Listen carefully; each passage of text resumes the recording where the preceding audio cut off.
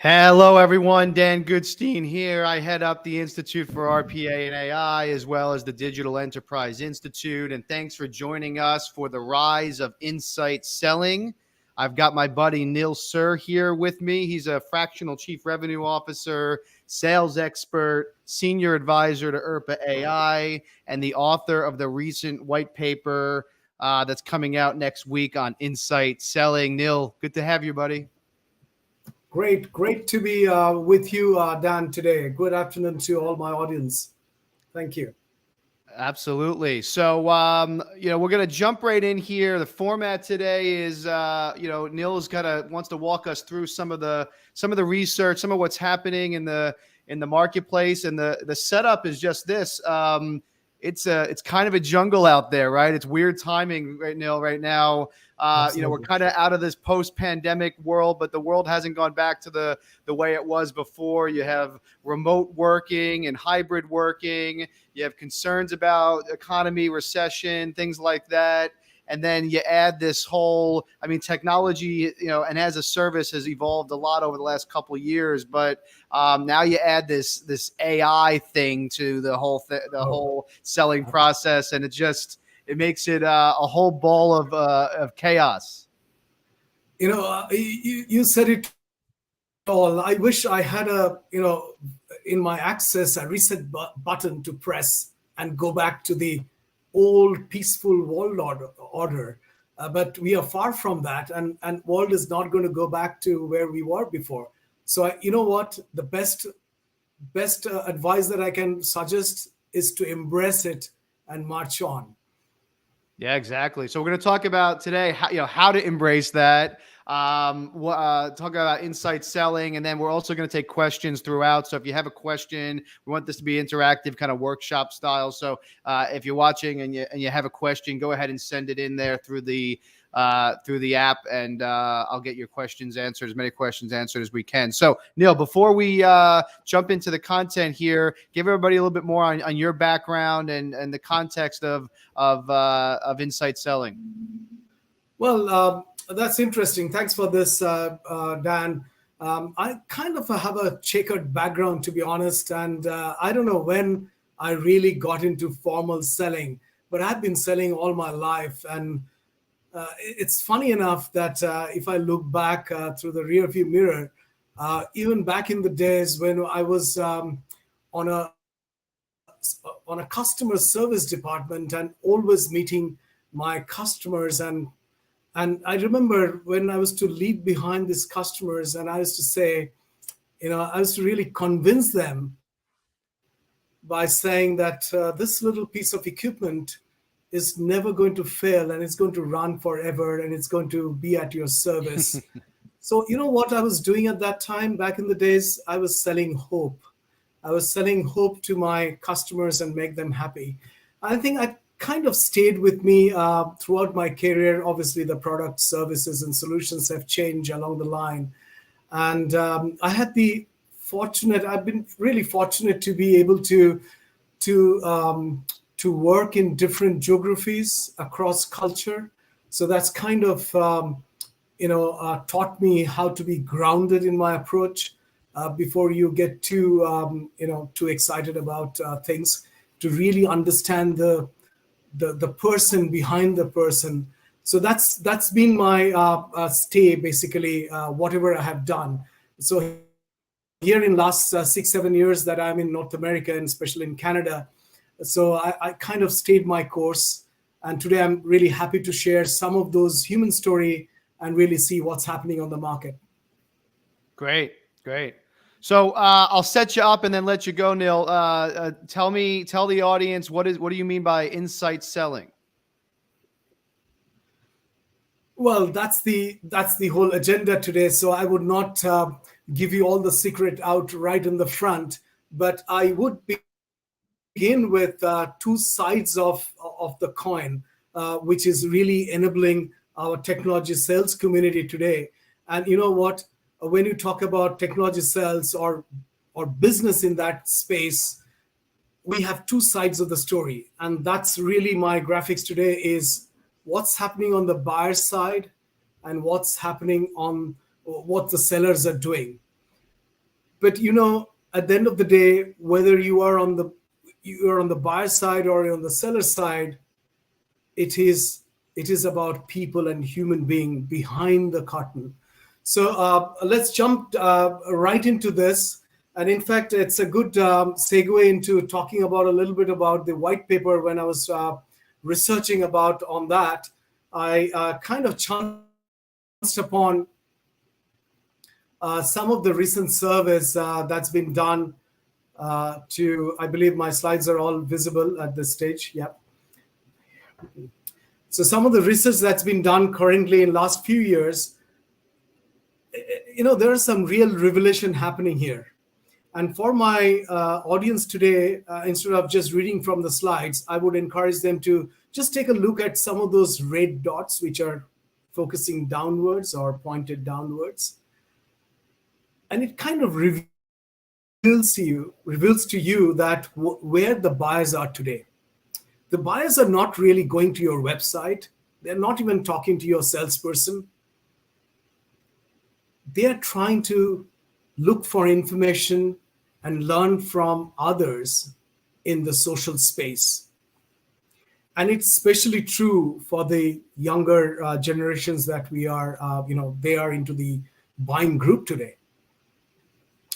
So having said that, if you look at this is the last couple of years of trends where it is more of a self-service, which is what the buyers are preferring.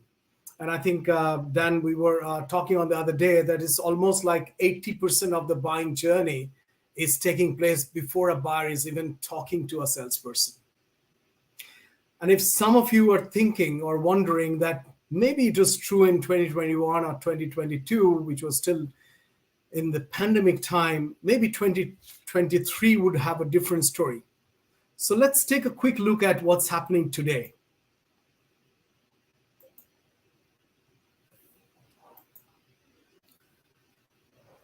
The latest survey from the same source, so I kind of kept the consistency here to really drive home the point that not much really changed except for few very key elements. So my friends in the automation and the AI world would love this to know that in a holistic manner, most of us, so most of the organizations are gravitating towards automation or embracing automation to save n number of things.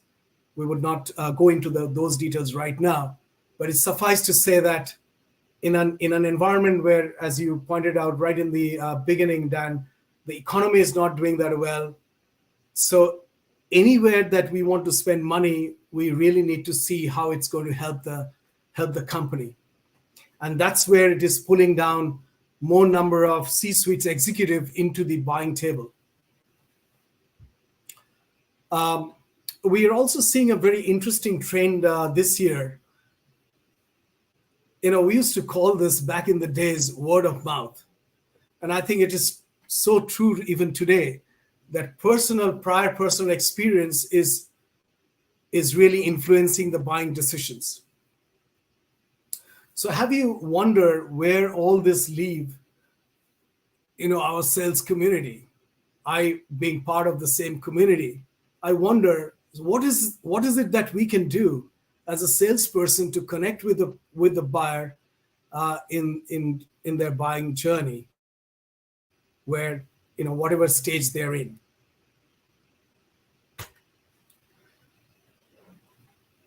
So having said that, I think we need to really reinvent ourselves and redefine the role of sales in this buyer enablement ecosystem.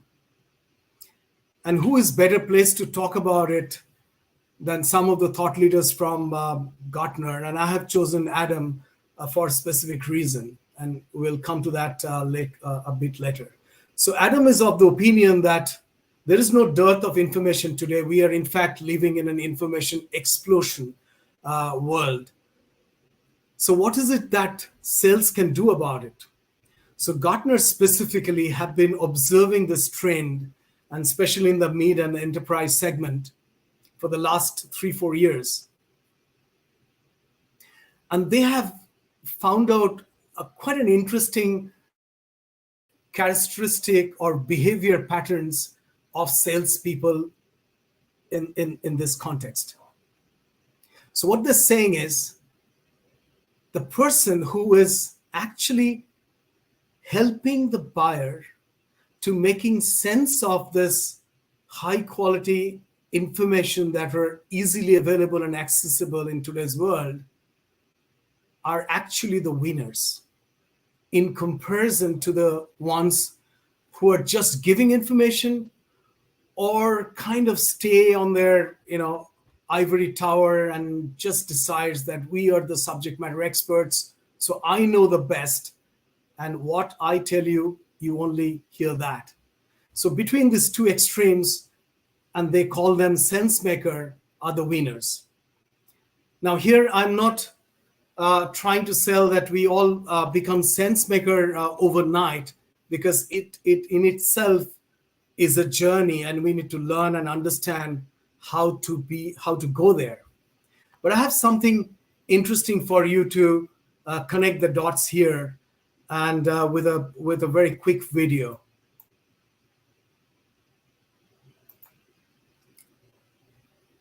Let's see. Let's face it, the world of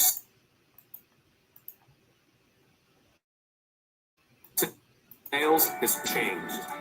Buyers are more educated than ever. Competition is stiffer. And just selling the value of your products and services isn't enough to differentiate you from the pack. Bottom line, what used to work is no longer cutting it. But there's a new breed of seller who's been changing the game, who understands that the goal isn't just to present the value of what they sell, but to actually become the value themselves, to work with buyers collaboratively, and to create real change for their customers. They are insight sellers. So I'm not rooting for the Rain Group insight seller or the sense maker from Gartner today. But I personally kind of, when I look back in my journey, I see that I kind of align myself with more like an insight seller throughout my journey. And that's the whole theme that I wanted to kind of share with you, and with some personal stories. Now, insight seller, when you're talking about, again, as I said, that it is a journey. We cannot become insight seller overnight. And when we consciously choose to become an insight seller, instead of looking outside and start reading a lot or understanding or becoming a subject matter experts, I think one of the way that I have seen a lot of benefits is to really look inwards first, and kind of, almost like going through an inward journey to embrace the power of trust and authenticity to do whatever we do, and to answer that proverbial question that Seneca has popularized, that answer to the why, to really find the answer to why we do things, what we do. It has really helped me in my journey, because it is at the very core your personal belief system that orients you with a sense of genuine care and support for your customer, because without which we can't really become an insight seller. Because it's not just the information or the insights you're sharing with your customers, you are deeply believing in their well-being and in their growth, both at the personal level and also at the organization level. And this is where also the power of EQ and IQ come in. So I was fortunate to attend or accept a challenge of selling from the heart, which was popularized by Larry Levin and his best friend, Darrell Ame, a Canadian, by the way. So they have a very strong argument in favor of leading sales through the lens of trust and authenticity and a genuine interest of customer at the heart. And it's very, very important in today's context as well. As we see in the new generations, there are so many social issues, whether you talk about ESG or DEI, diversity, inclusions, and equity. In all these elements, that we kind of align ourselves with those brands who are consistent in their communication, and they come across authentic across the channel and the touch points. I would do a disservice in this context if I don't bring back or I don't talk about something that I've discovered not that long ago. This interesting book from Todd Caponi, who talks about the power of transparency in sales. And he says that sometimes an unexpected honesty, a little bit of vulnerability can open the doors to the heart of your buyer or customer. Now, only with trust and authenticity, we cannot be successful in sales if we do not have a process, a framework, or a methodology to go through this. So that's really brings me to the next level of something that I kind of grew up with the approach to sales. And back in the days, spin was a really popular concept. There was a whole book that written by Neil Rackham back in late 80s, in 1988 to be precise. And it was a very powerful framework or methodology to really unearth and connect with the customers right in the beginning to understand his environment, some of the problems the customers are facing, what's the implications of those problems if you don't solve those problems, what happens to you and to your organization, and also to show the future state where after you solve the problem, where the organization can go. And all of this we do through a series of questioning and in collaboration with the buyer. And I'll just, for the sake of some of the acronyms that I've thrown in there, called SPANCO, MAN, BANT, they kind of lived their life. SPANCO was popularized by Xerox back in the 90s. Suspecting, prospecting, you can guess all the rest of the letters: analyzing, negotiating, closing, and order. MAN was quite popular also back in the days to really identify how can you find the right person who has got the money, authority, and of course the need. BANT was popularized by the big blue IBM. But these are actually to keep you on track in your sales motion. But personally, in last 10 years or so, I have seen another framework that really worked or become very popular. And it is kind of centers around the concept or core concept of SPIN. It's called gap selling. And Keenan has written this book, and where he kind of laser focus on one aspect. And he goes on to say that if you're doing your due diligence and if you're looking at the customer's problem and you kind of work together to scope that problem, to really describe that problem in as many details and understand the root causes and all of that, many other things associated in a sales motion can almost happen automatically. Now, whether you agree with it or not, 100%, that's besides the point here. But I kind of understand that there is a lot of value in what it's trying to say. So as the problem gets enlarged and both agree that this is the problem we're going to solve and here is the solution, the rest of the things can progress in its own pace. Talking about sales framework and methodologies, to be honest, we can spend half a day or maybe a full day. There are dozens of them. But for today's sake, I would I will talk about one more thing, which is also even some of this modern organization or many of them are embracing to grow their business. And it all began again in the early 90s, MEDDIC, popularized by a company called PTC in the US by Jack Napoli. And over the years, it's gone through a few of its iterations. So what is really, quickly go through some of this, what these letters means and why are they relevant in today's context. You begin with metrics, and it's obviously, as it says, the KPIs that you're going to measure once you solve a problem or once you acquire a new technology or a solution.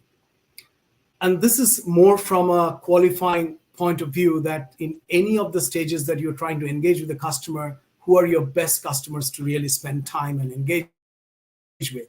So if you really follow the MEDDIC process, it kind of keeps you on the toes in terms of where you are with the customer.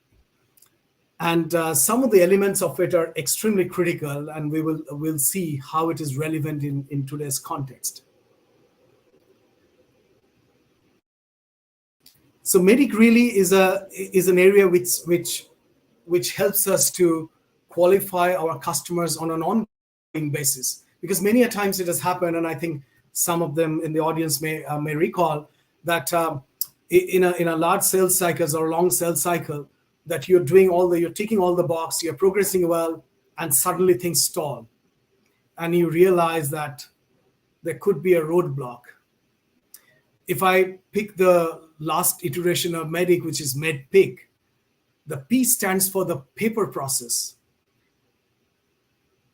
Let's not discount this value of this paper process. Even if you have done everything right, sometimes even the proposal or the approval is moving from one inbox to the other inbox. I was about to say tables. No, we don't have tables anymore. It's only inbox. So, and it is stalling there. So that is very important. And also, business or sales cannot happen in vacuum. So we need to be mindful of our competition, no matter how strong we are in that space. So I was looking at a new, research been done by this revenue intelligence platform called EBSTA, and they have found out that the winner in this whole sales selling ecosystem, who have identified the economic buyers and identified the pain points and the implications of those pain early on, have increased the business by 300%, or their win rate have increased by 300%. Is there any questions then at this stage before we move on to the next phase of our presentation today?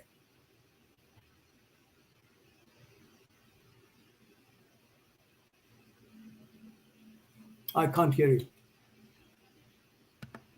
Sorry about that. I had myself on mute.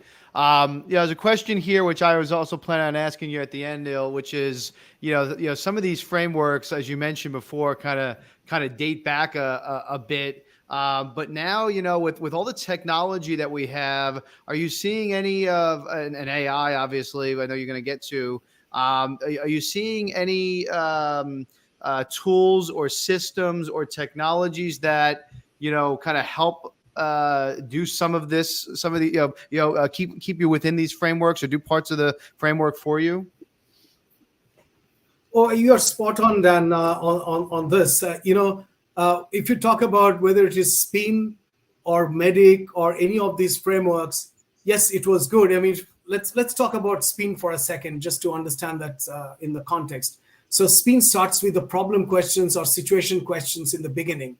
Now, today's agent time, if you start asking a lot of those questions to the customer, you're not going to have a chance of winning there. The reason being, customers have moved along the way, and they expect you to know about their problems. They expect you to, be prepared.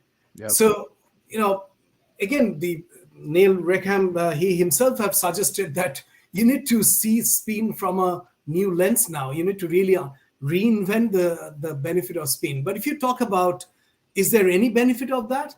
Of course, when you talk about need-based questions and you understand and you show the customer how the promised land will look like, you need to do that not by telling, but by asking relevant questions and allow customer to realize that what are the benefits that he or she is going to get it in once he acquire. So coming back to the areas of how we can leverage technology today to do some of these, work in the framework. Of course, we can employ AI. There are a number of AI tools today that can help you to dig deeper with your client profiles or the personas. I spotted one just last week, to be honest, that you just give the LinkedIn, LinkedIn profile, and it does the rest of you, and even writes a personalized email. And I'm sure there are many other tools which are also coming in the market almost like a daily basis. Yeah. Well, as you know, I spend about half my time meeting with vendors as to what their capabilities are, and it's really amazing. I mean, there's AI technology out there now that will do a large amount of that for you, and I think that's the it's at the point where there's no excuse, right, for showing up to a sales call. A lot of us in technology and solution sales have always done this because it's more of a quality play than a quantity play as far as the leads that you're dealing with. But I'll tell you, some of the software companies that I've spoken to, I'm amazed that you get on a sales call with them and they just start going. They just start doing a demo without having any knowledge of your pain points or your challenges, or at least some basic data that they could have gotten ahead of the call, even if it's only 80% right on the company, right? Yeah, Dan, you kind of touched my heart there. The reason is, there is a tendency to falling in love with that shiny tool or the next best shiny tool on the block.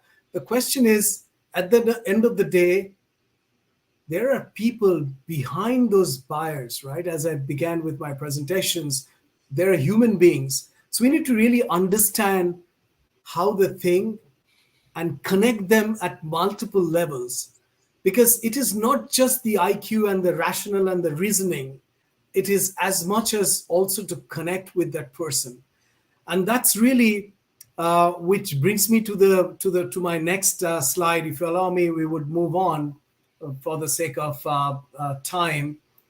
That kinds of lands me into the area of how we can understand the seller in this context. Now, you talked about AI, you talked about technology, but the seller really have to leverage this technology in the context of buyer enablement. And the title of my slide says when the seller becomes the challenger. Now, what do I mean by that? It's actually, though the challenger, the original book was written, the salesperson is challenging the customer. I have a personal tweak to that. And I said, the salesperson has to challenge himself or herself right in the beginning and take a conscious decision that, how in this whole myriads of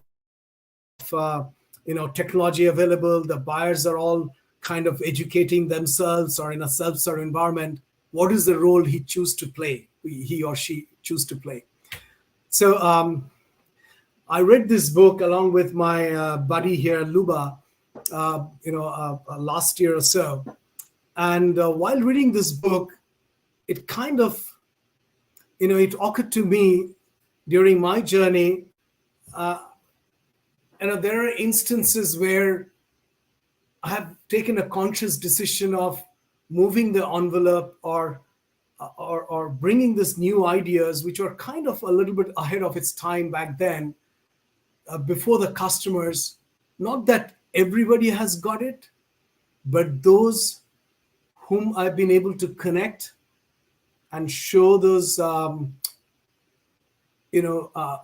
future state have really made it big. So what happened in this Challenger book when was written by Brent Adamson, as I mentioned that he's going to pop up again. So they surveyed, they kind of analyzed about 6,000 plus sales professionals and their characteristics, and then map them against 40 odd different traits. And they later on kind of created 5 buckets. And they've realized that there are different types. So we'll not go into details of every profiles. It's quite self-explanatory, most of them. But I'll talk about lone wolf and the challenger. So the guy they kind of describe as a lone wolf is a subject matter expert. He's very proud of himself, but he wants to go and do everything himself. He does not believe really in a team selling kind of concepts. And the problem with the lone wolf, even if they have some success, if they're out of the scene for some reason, then you just don't know what's happening in that sales situations. So they are successful, but they're not that successful. But when you look at the challengers in contrast, they have gone above and beyond to really learn about the customer and their domain, their vertical, and their pain points much deeper, not just the surface scratching. And they have connected with the customer at a level where the customer started believing that here is a person can take me to the next level. And this is where some of the things that they started doing. So they become almost like a teacher for the customer. And they also, in that process, try to drive that pace of that engagement. And since they have deep understanding of customer environment, they try to do a tailored solution. So it's not just what they have, but what kind of a solutions that will be the best fit for the customer. So in this context, I think it's worth to share at least 2 occasions that I've found that where my customers have really seen some significant success in comparison to some of their competitors. So here was a large, I was dealing with a large telephone company, telco, and the telecom industry just opened up, and there was some new entrants, and they were the leader, but they were losing market share. So this was the backdrop. So I was talking to the CIOs and ITs and the operations guys, and I said, we don't want to touch anything. It is too complicated. We have this system, that system, as typically happens, the islands of technology. It would be too risky for us to nudge them and change anything. So what happened, I was, for some reason, I was very convinced that what they should do at that stage of the market, and they were really losing market share. So I started, getting friendly with customer services, marketing people, their business people, and some senior folks. And what I realized that they all would like to do something. They would like to make some changes, but they just don't know how to do it because their IT comes and raise a red flag saying that it's too risky for us to do it. So cut a long story short. So what finally happened that they have been able to leverage the customer transactional data, the usage data, and merge that with their marketing promotions and use a cost center to drive business. When I say cost center, their data center.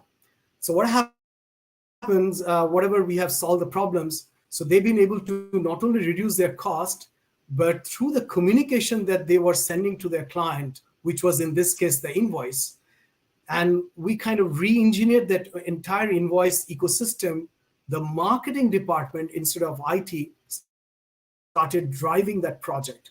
And so much so that application really stood out in the market, and we participated in a global contest. And as the luck would have it, I accompanied the marketing lead to Chicago back in the days and got a second prize in a global contest. So this is what happens when you push the customer a little bit and approach a kind of a multi-channel approach to bring in your point of view to succeed. And once they see that happening, it became one of my best customer for years and years. So just to move on, with this challenger sales is more like a mindset. So if you want to lead with this mindset, you need to really work on yourself and understand the nuances here before we start implementing challenger sales in the organization. So I have taken a little bit milder view of the challenger word. And I said, you still do the similar thing, or many things are same as a challenger sale. But you try to value the power of insights, and you do that over a period of time, even ahead of your any business engagement. And this is very critical, the time of your engagement, where even if there is no immediate business opportunity, but you still engage with the customer. And if you remember in that video, we said you become the value. So you obviously, it's not very easy. You really have to dig deeper and become a subject matter expert and domain knowledge. You need to develop your domain knowledge. But at the end of the day, you engage with the customer in an asynchronous manner, where customers is not seeing you as just a salesperson. He's seeing you more as a resource. And as I lastly said, that even you kind of engage in an environment as constant education and empowerment with your customer. What Rain Group found out that they're a great proponent of Insight Seller. So they found out that it really exponentially increases your winning chance to the next best contender when you embrace insight selling in all its nuances. So this is kind of come to our today's main theme. So some of the takeaways before we share that, is there any specific questions that Dan you would like me to answer at this stage before we kind of?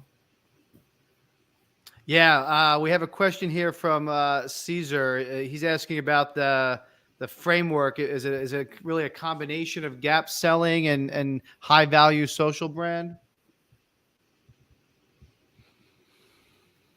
That's an interesting question. I would not trade one for the other. As much as you need to create your social branding, both at an organization level and even as an individual seller level, because today we are all present in somewhere and we are constantly communicating directly or indirectly. So, and we need to be consistent in that communication so that whoever is your future buyer can get to see you as an individual. And when you look at the gap selling, of course, as we described, gap selling is a very powerful concept that you focus on identifying the problems, and you do that. So I would say that both are equally important. And yes, of course, we can leverage both to our success, to drive our success. There's also a question here about AI tools and what sort of tools we suggest. There's a bunch I can suggest. If you message me on LinkedIn or email afterwards, I can kind of give you some of the things that we've seen. But it really depends on the category. Yes. One of the uses right now is to Neil's point earlier about really personalizing the outreach and kind of meeting the customer where they are. There's actually some really interesting tools now for outreach that allow for kind of mass personalization, right? So, pulling some of the publicly available data about a company or about a person, something from their LinkedIn profile to actually, make it look like it's actually a customized email that you've done a bunch of research for, to kind of get that person to the phone instead of these generic emails. And there's a plethora of tools now. You have the Chat GPT stuff as well that kind of help with the research side of things to prepare for a conversation, or maybe even qualify for a conversation. And there's even some tools that we've seen that do some of the conversational AI back and forth. We have an agency that we work with who's doing, for folks that have a high volume of inbound leads, and they're trying to qualify and really have their sales teams focus more on the quality versus the quantity.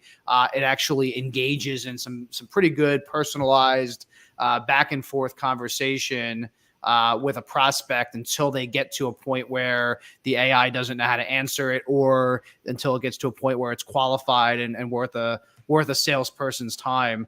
So those are just a couple highlights. Neil, I'm not sure if you have any other. No, this is great. I kind of, before the presentation, I told myself that I'm not going to use the 7-letter word till the end, but now that you have used it, so I'm kind of got the license to use it. So I would just make a quick tweak to that Chat GPT, and I said Sales GPT. So some of you have not tried that. It's a new company, and I have no financial relationship with them. So just go ahead and test them out, give them some good words.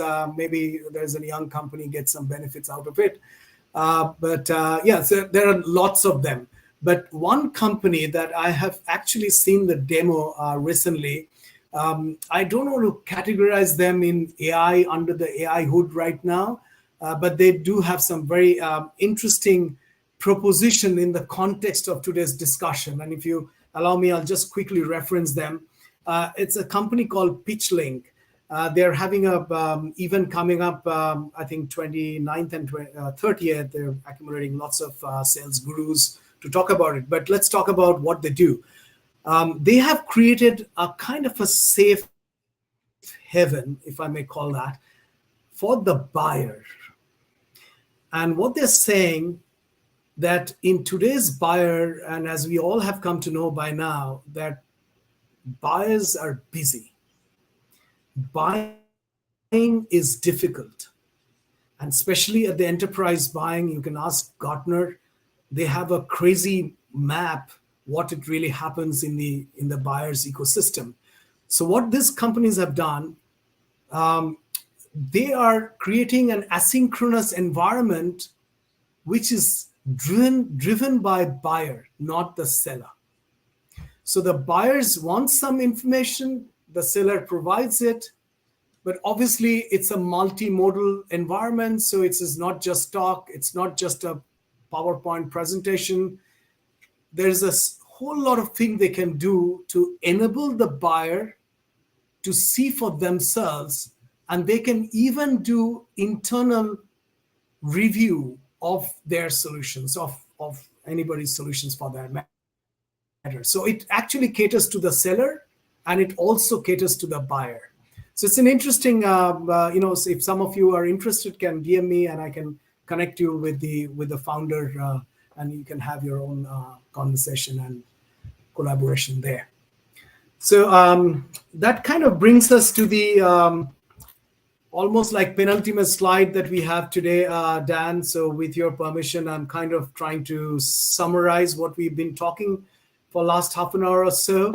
Yeah. So it's very important. Don't take that tat away. It's I've just created last night for that. So, whichever way you feel that you can become authentic, embrace that. And we just talked about AI, but I'm also a big fan of using, human in the loop and to really find that story behind the story, as much as we can do sentiment analysis. And I know we are talking about AGI on the corner, but then again, let's still give some value to the humans. And today we are so happy that so many people have joined and listening to this event. So we also talked about, the power of EQ and IQ. And it is very important in context. And somebody asked that question sometime back, a little while, that our social presence, it's really everywhere customer is what we are encountering today. So you can't really think about, you can't wait till you pick up the phone or send that, great email that you have written, personalized and all of that to connect with the buyer. It is still a connection that when you are present on the social space and communicating. So in the age of AI, co-pilot is a popular word. So I've kind of stolen from there. And I said, really become a co-pilot, whether you call inside seller, whichever name you want to give it, it's up to you, but become a co-pilot and help your buyer in their journey. Because at the end of the day, our success is only defined by customer success. So it's I would end my presentation and maybe just one more slide that I have.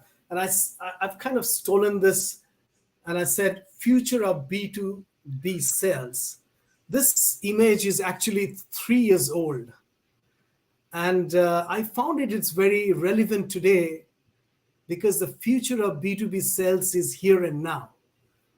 Because we talked about technology, we talked about AI, and but at the end of the day, without people and process and frameworks and some methodology, some method to that madness, we would not be succeed. We would not be, we won't succeed.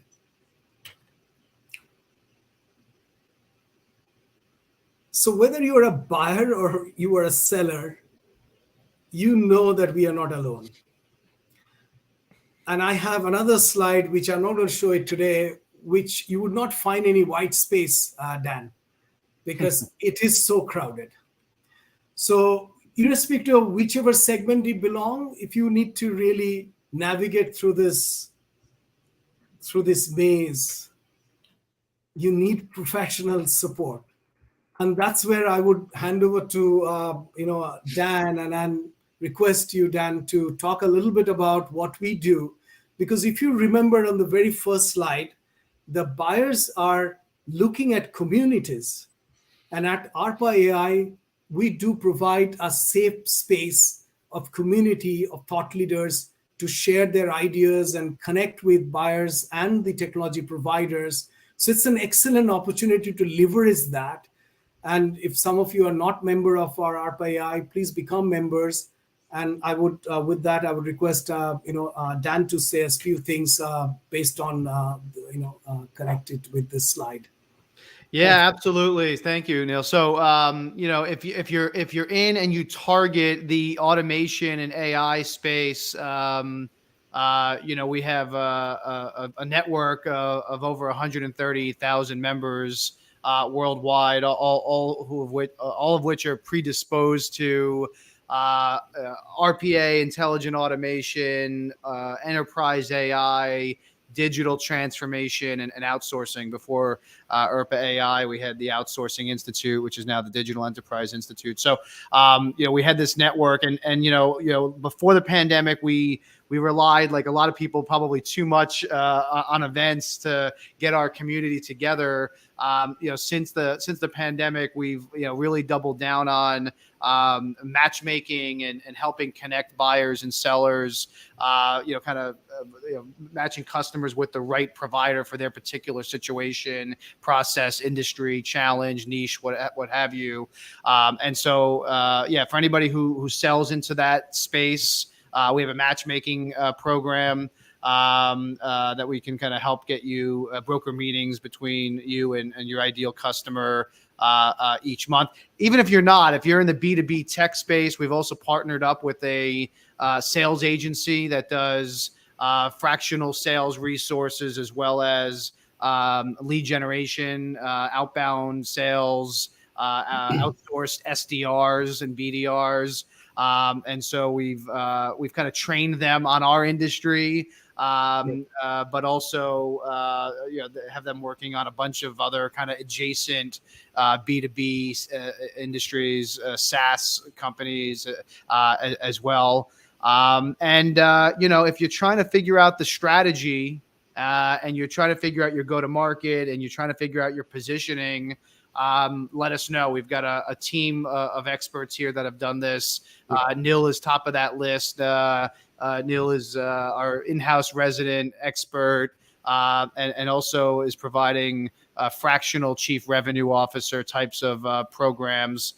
So if we can help, or if you just want to have a conversation and get a little bit more free advice first, we're happy to do that as well. Yeah, it's great. Thank you, Dan, for connecting the dots with the ARPA AI and the great work that the community is doing, and also at your other interests and you are so much visible, and you're bringing in some thought leaders every other day, I would say, or every couple of days in a week, and it's really great for people on both sides of the aisle to take get some insights and really educate ourselves. So that's great. And if anyone wants to specifically connect with Dan or me, you can find us on LinkedIn. If there is any last questions, then we could have that. So what's the last question? There's something come up? a couple quick questions in the 5 minutes I think that we have. Jake's asking about the recording. Yeah, this has been recorded. So yeah, we'll put it up on LinkedIn and YouTube. And like I said, if you need more kind of customized advice or conversation, reach out to us. The other question, Neil, I wanted to ask you is, you mentioned the stat, which, I remember this stat 5-6 years ago, and the number has gone up since, which is, how much of the sales process happens before a prospect even gets on the phone with you. How do you, I guess if you're on the marketing side or even the demand gen side, you have some control over what people might be able to see about you. But as a salesperson or a sales leader, how do you kind of arm yourself to be ready for a buyer who doesn't need you to educate them on probably the product, the vendor landscape, and maybe even on your company? On the surface of it, it's a very tough question, Dan. There is no easy answer, to be honest.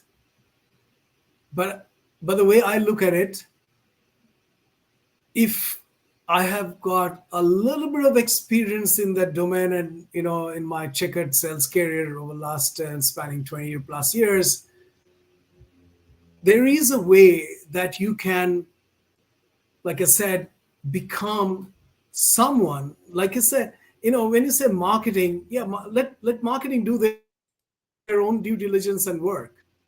But the alignment of sales and marketing can do wonders. People who talk about ABM, account-based marketing, and various other things, they're constantly talking about how can marketing leverage the sales, opportunities, or the sales insights, or the salesperson themselves, and can really connect with the customer.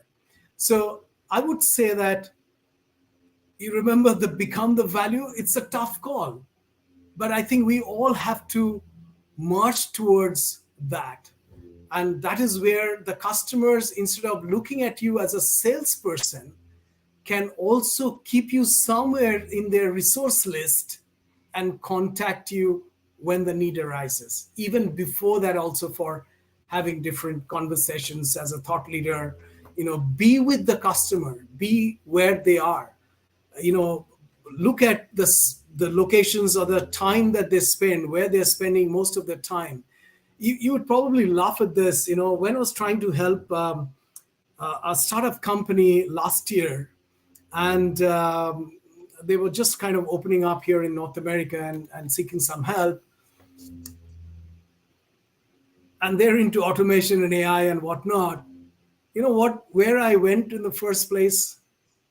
I was trying to find out some key people in the industry where automation have got those typical low-hanging fruits and all of that. And I connected with those thought leaders who would give me a larger audience if I can get him on my side. And that's exactly what has happened. We had some 20, 25 meetings within a couple of weeks, and he really had opened up. Now, this is where you need to really strategize. It's a bit of a long-winding answer to the question you asked, but that's what I would be doing tomorrow if somebody asked me to, help him.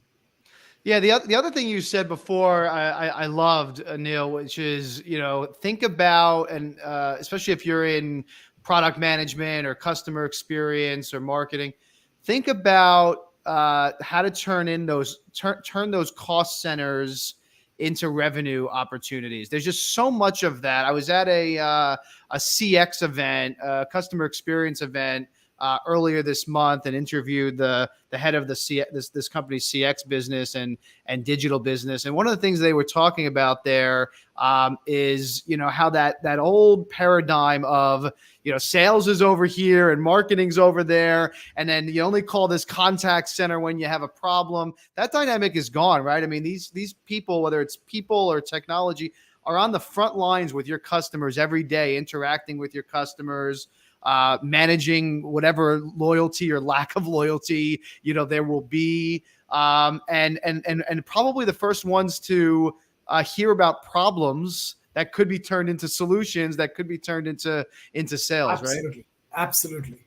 In fact, if you look at from an organization, because we are kind of a product of our traditional wisdom, we tend to give designations, and we kind of pigeonhole people in their own little islands of functions and things like that. But if you really take the bigger picture of it,